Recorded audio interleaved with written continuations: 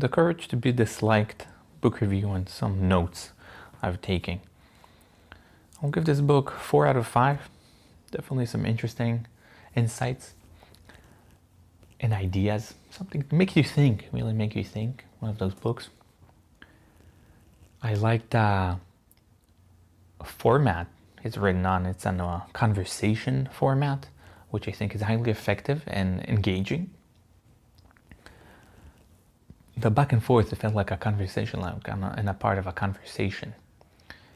So I would definitely recommend this book. I really like it. So 4 out of 5. Let's see the notes. It's a little complicated here. There is the, I don't know why they put it in on the bottom. There is the episode. I'll try not to make mistakes. So let's say the first one is anger is a tool we use to convey a message. It's part of the theory that we use anger in order to convey the message, not the other way around. We use anger because we want to convey a specific message. It's some kind of a courage. We put ourselves into a situation because we want to act in a specific way, but we don't have to.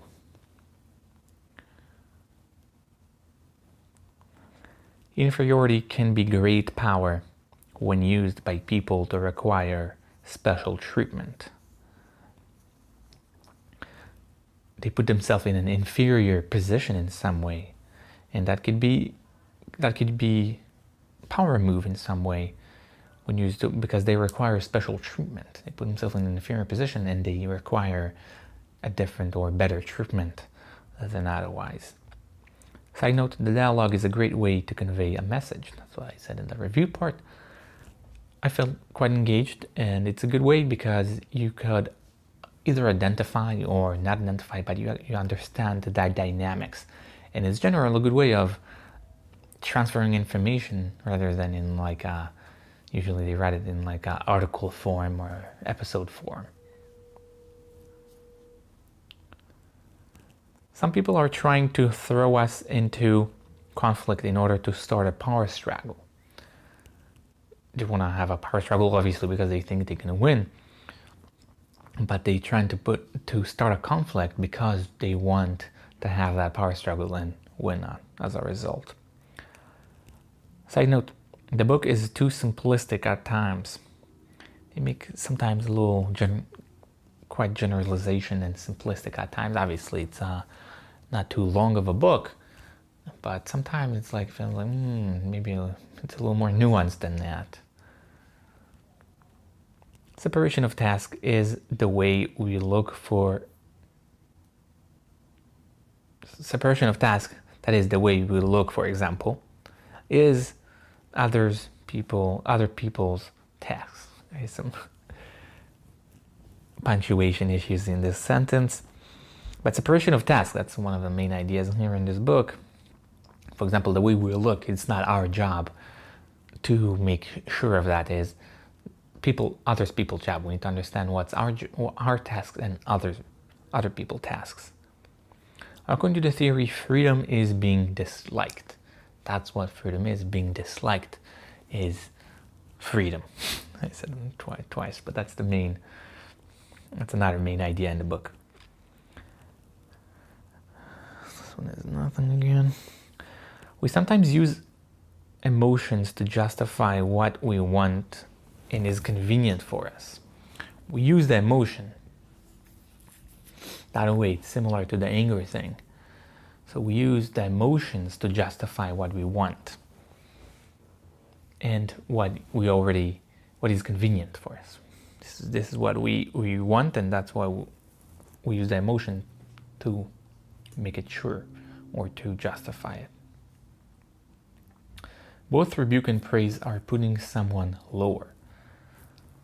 And that theory does not recommend rebuking and praise, basically.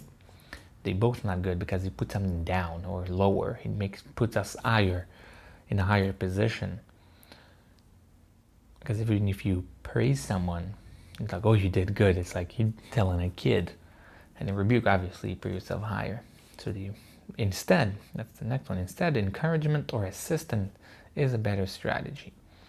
Encouraged or assistant is better than rebuking or praising, because it's put yourself in the same level as the person rather than on top.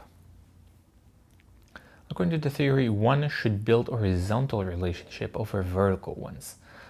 That's a similar idea, that we don't want to be on top, like being on better than you. We want to be horizontal. We're on the same level as you do, and that's a relationship we should strive for. Next one is, according to the theory, self-acceptance is accepting what cannot be changed. Self-acceptance is, we need to understand that some things can be changed, and those we should, and some things are not, and we should just accept it. That's the self-acceptance. According to the theory, happiness is the feeling of contribution.